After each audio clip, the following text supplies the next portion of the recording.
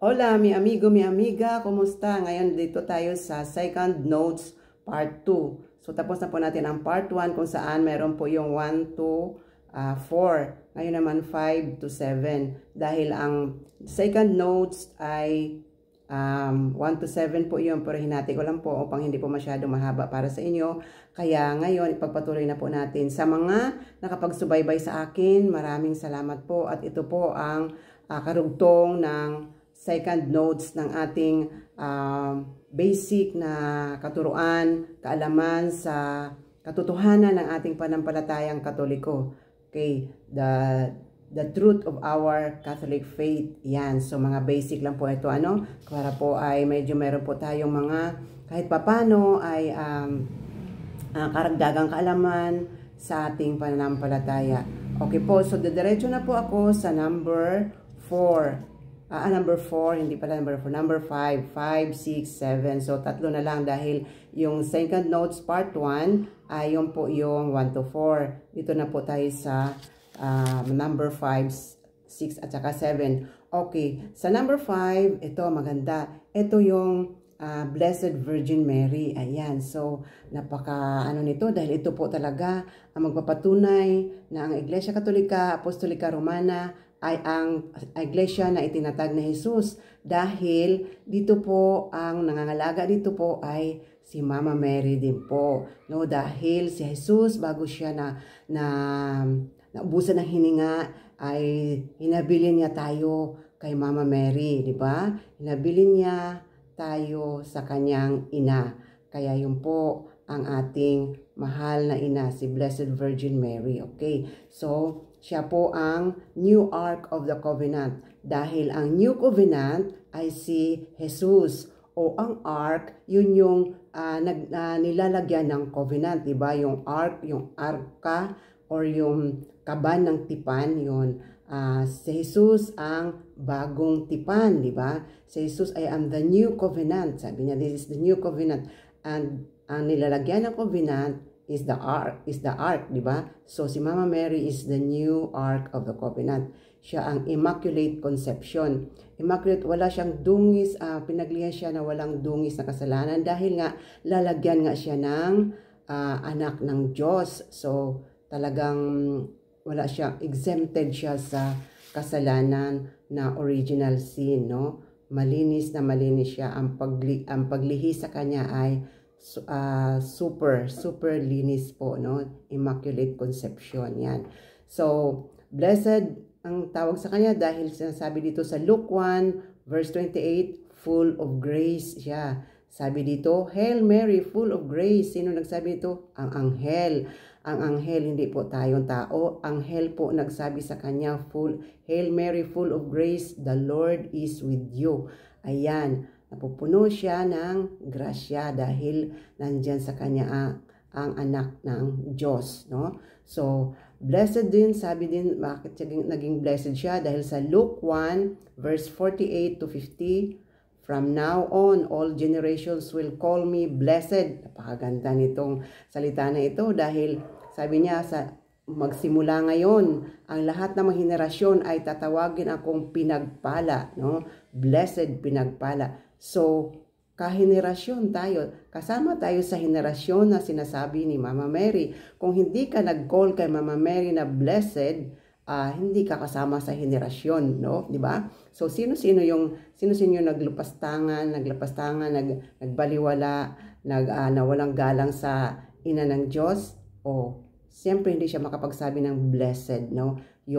Yon po ang paalala sa atin na huwag kayong matinag, mga kapatid na mga Katoliko, na kung saan ay lagi niyong narinig sa ibang relihiyon, sa ibang sekta na walang halaga si Mama Mary para sa kanila, no? Yan, galit na galit sila kay Mama Mary. Ayun, katulad na demonyo, galit-galit kay Mama Mary. Galit na galit kay Mama Mary ang demonyo. Alam niyo ba yon? Yan, so sa galit niya, pag narinig niya ang salitang Mama Mary, Blessed Virgin Mary, yan, tumatambling na siya sa takot dahil full of grace si Mama Mary, full of grace, andun yung presensya ng Diyos kay Mama Mary, kaya siya ay natakot. Ayan ang natakot ang demonyo. Kaya yon. So, yan ang palala sa atin, ha? O, At si Mama Mary ay virgin. Paano maging at ever virgin din siya. Dahil nga hindi siya nanganak na katulad sa ating ordinaryong tao, no? Ang pinanganak niya ay Diyos, no? Diyos na nagkatawang tao. So, si Mama Mary ay tinawag na virgin sa Matthew 1 verse 23. Sabi doon, "Behold, the virgin will conceive and give birth to a son." O, di ba? Maglilihi ang isang birhen, ng isang dalaga, at maglilihi ng magkakaanak ng lalaki, and they will call him Emmanuel. Ano ibig sabihin Emmanuel? The Lord is with us. Kasama natin ang Diyos. No, kasama natin ang Diyos. So yun po yun, kasama natin ang Diyos. Kaya hindi pwedeng ordinaryo lang si Mama Mary. No? Hindi yun kayang i-contain ng ordinaryong katawan ng tao ang Diyos. Kaya meron siyang special, super special grace, no? Super power, no? Dahil siya yung Ark of the New Covenant. Yan. So sa Matthew 26 verse 28, no? Jesus is the New Covenant. Therefore, Mary is the Ark of the New Covenant. Yan, ulit ko. Mary is the Immaculate Conception. Conceived without sin, ang ibig sabihin ng Immaculate Conception. Pinaglihi siya na walang bahid na kasalanan. Hindi pwedeng magkaroon siya ng bahid na kasalanan na katulad natin dahil nga siya po ang magdadala ng tagapagligtas ng tao, no? For the flesh and blood of Jesus na nagagaling kay Mama Mary na mag-save sa mankind sa ating kasalanan ay galing kay Mama Mary. Kaya hindi pwedeng may bahid na rin siya ang ang laman at dugo ni Jesus. Hindi pwedeng may bahid na kasalanan. Hindi siya pwedeng pampaligtas natin sa ating kasalanan. So yan, no? Ganun lang siya kadaling unawain, no? Kaya yan po ang ating paniniwala sa simbahang Katolika, sa simbahan na itinatag na Jesus. Ganun tayo katalino, no? Ginagabayan ng Holy Spirit ang ating mga church fathers to interpret, to understand the words of God. Yan po yun. At sabi ni Mama Mary, I am the Immaculate Conception. Sabi niya ito kay Saint Bernadette noong nagpakita siya kay Saint Bernadette doon sa Lourdes, no? Doon sa Lourdes, na berin sa Lourdes, di ba? Nagpakita siya kay Saint Bernadette, no? At sabi niya, I am the Immaculate Conception. Ganun ang ating aragdagang paniniwala or katotohanan na tungkol kay Mahalagang Maria. Kaya Blessed Virgin Mary, conceived without original sin, Immaculate Conception. Yan po yung mga kapatid, ang kahalagahan ni Mama Mary, no? Na bakit pinapahalagan? Dahil sobrang pagpahalaga ni Jesus kay Mama Mary. Dahil noong kasal sa Cana, nandoon sila, pinapahalagahan din ni Mama Mary yung kinasal na ubusan ng alak. At sinabi niya kay Jesus, si Jesus ay wala pa sa panahon na magbigay siya ng miracle, pero si Mama Mary ang nagpaalam sa kanya sa sitwasyon. Nakita ni Jesus na nag-alala. Si Mama Mary, ang pag-alala ni Mama Mary sa kanyang mga anak ay nakumbinsi si Jesus na gawin ang milagro na wala pa sa oras, dahil sa ganun ang paggalang at pagtingin niya sa kanyang mahal na ina na napakalaki ng puso, napakalaki ng pagmamahal sa mga tao, na kahit na ganong sitwasyon ay hindi man mapahiya yung kinasal, no, na ubusan ng alak, di ba po? So halaga po yung sitwasyon na yan, na pinakita ni Jesus na napakahalaga sa kanya ang kanyang ina. Kaya nga hinabilin pa niya sa atin yon, no? Kaya patuloy si Mama Mary na patuloy po ng alaga sa atin yan, kahit saan man na sulok ng mundo, nagpaparamdam po siya, lagi po siyang nagpapaalala sa atin na tayo ay magbalik loob sa Diyos, tayo ay sumunod sa kalooban ng Diyos. Yun po ang lagi niyang pinapaalala. Hindi siya nagsasabing, tambahin niyo ako, gawin niyo akong inyong Diyos. Wala siyang sinabing ganon. Ang sabi lang niya, do whatever God tell you. Ibig sabihin, sundin niyo ang kalooban ng Diyos dahil alam niya, yun po ang maganda at nararapat dahil napakaganda po ang hinahanda ng Diyos para sa mga sumusunod sa Kanya. Kaya yan po ang laging pinapaalala sa atin ni Mama Mary. Yan po ang kahalagaan mga kapatid. So, yan po tungkol kay Blessed Virgin Mary. At dito naman tayo sa number 5, Blessed Virgin Mary.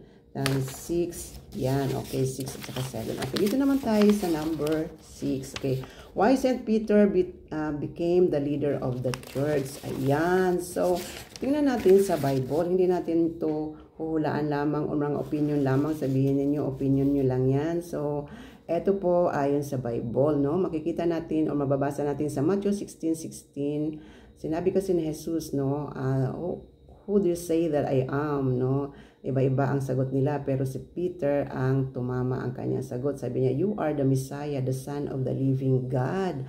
At anong sagot ni Jesus? Hindi ito galing sa iyo at ang ibang tao magsasabi sa iyo, kundi galing ito sa Diyos ang kaalaman mo.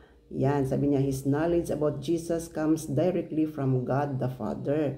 Yun ang sabi ni Jesus. Kaya yun, no? Kaya kakaiba ang galing talaga sa Diyos ang revelasyon na nakuha ni St. Peter. So, binigyan niya si St. Peter ng mga susi. Ano yung susi? Nag-represent yun ng authority. Authority to loose and bind. Diba? Meron din yun sa Isaiah 22 verse 22. Meron din to sa Revelations 1 verse 18. Andyan yun. Ano ang kahalagahan ng susi? Basahin niyo po yan. No? Okay, so Jesus prayed over. Kaya dito sa Luke 22 verse 31 to 32. Napakaalaga po ito ha. Ulitin ko. Luke 22 verse 31 to 32.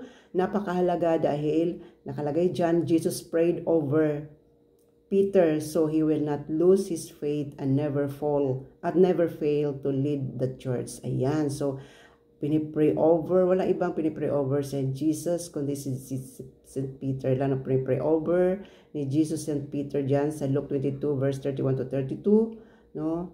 Para hindi siya mawala ng pananampalataya at hindi siya magkamali sa pamumuno niya sa simbahan na itinatag na Jesus. Ayan, so dinagdagan pa ni Jesus dyan sa John 21 verse 17. Ano sabi ni Jesus? Feed my sheep.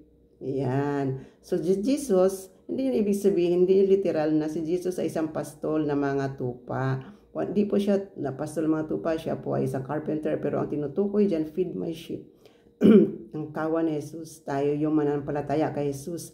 Mga mananampalataya kay Jesus ay dapat pangalagaan ng isang pastol, at tinutukoy doon ay si Saint Peter. Feed my sheep. Alagaan mo, pakainin mo ang aking mga tupa. Ayan yung magisterium. Yan yung patuloy na pangalaga sa atin, patuloy na pangangaral sa atin, pagbibigay sa atin ng simbahan ng mga pangangaral, dahil yan po ang ating food for our spirit. Yan po yon. Yan ang ating babasihan kung bakit si St. Peter ay nagiging leader ng church. Yan po, meron pong mga babasihan sa Bible. Okay po. So, tutuloy na po tayo sa number 7. Ito po yung purgatory.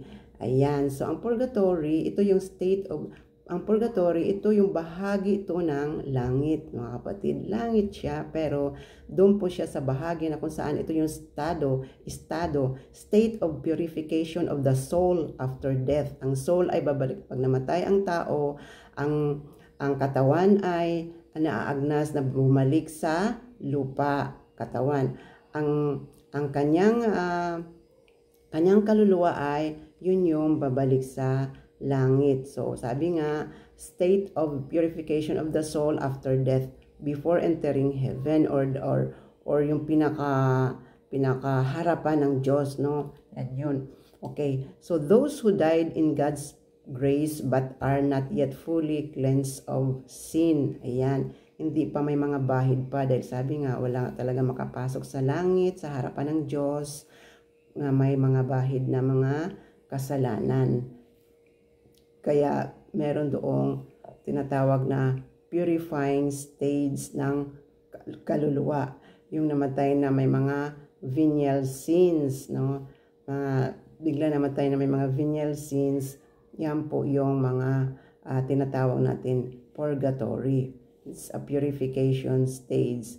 Okay, mababasa din yun, mababasa din po yon sa 1 Corinthians 3 verse 11 to 15. Yan po yun. Sa Matthew 12 verse 32. Yan ang purgatory. Okay, kasi tayo ang magisterium, turo ng simbahan yan dahil nga ang pag-interpret ng Bible, salita ng Diyos, ay hindi po natin yan ma-interpret ng sarili natin. Galing po ang interpretation po yan ng malalim na mga salita ng Diyos na hindi natin naunawaan. Pinagnilayan po yan ng magisterium or the leaders of the church na ginabayan ng Holy Spirit. Yan, dahil sa mga leaders of the church, yung una, yung mga disipulo ni Jesus, noon po, bumabasa kanila ang Holy Spirit, the first Pentecost, di ba po, first Pentecost, bumaba sa kanila Holy Spirit, andun yung binigay ang karunungan, andun yung gifts of the Holy Spirit, ayan, gabay sa kanila. At yun po ang sinubaybayan natin hanggang ngayon sa ating mga church leaders, sa pope, sa bishops, hanggang sa baba, hanggang sa kaparian. Yun po yun. And why we pray for the dead? Ayan. So bakit pa na, sabi nga, bakit kailangan pa nating ipanalangin yung mga patay? Patay na yun, wala na silang magawa, wala na sentensyahan na yun. Okay, totoo naman yun, nasisentensyahan na. Pero sabi niya sa 2 Maccabees verse 12, 2 Maccabees chapter 12 verse 14, no? Sa Old Testament po yan, no? Sabi diyan, it is good and wholesome way to pray for the dead. Panalangin lang din po natin yung mga namatay na. Malay nyo, di ba? Ang Diyos man ay is a God of mercy, di ba? Full of mercy, ocean of mercy. Malay mo sa mga taong na nasa purgatorio, di ba? Pinapalangin yung namatay na baka napunta sila sa purgatorio at sobrang hirap sila, sobrang at least mabawas-bawasan yung kanilang paghihirap. At halimbawa kung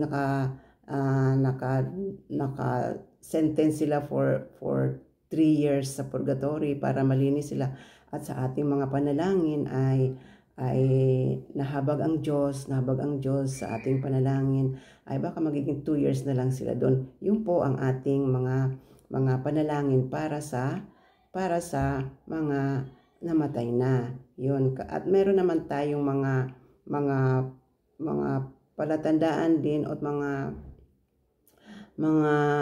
prueba na ang mga tao sa purgatory at kailangan din natin silang ipanalangin. Pray for the souls and the purgatory. Marami po yung mga santo nagpapaalala na nangailangan din po ng dasal ang mga kaluluwa sa purgatory para din po ay mabawas-bawasan po ang kanilang mga purification process. Kasi ang purification process po yun ay, ang sabi nga, ang purgatory is naghihirap din po ang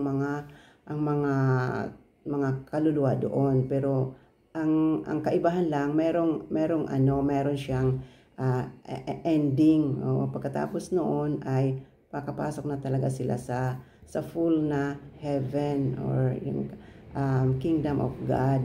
Yun po yon ang ating mga paniniwala, mga kapatid. Kaya wag po tayo matinag, mga kapatid, dahil ang atin pong Iglesia Katolika Apostolika Romana, meron po tayong connection, no? Succession from St. Peter to the Apostles hanggang sa mga obispo, mga Pope ay nanggagaling po yan sa mga apostolis ni Jesus.